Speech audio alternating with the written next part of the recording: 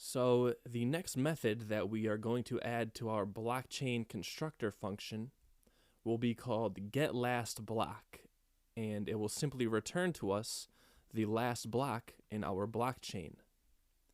So down here we will write blockchain.prototype.getLastBlock equals a function. And inside of this method, we will simply write return this.chain at position this.chain.length -1, which is the last block in our chain. And that's it. So this method is pretty straightforward, and it will come in handy and will be useful for us later on in this course.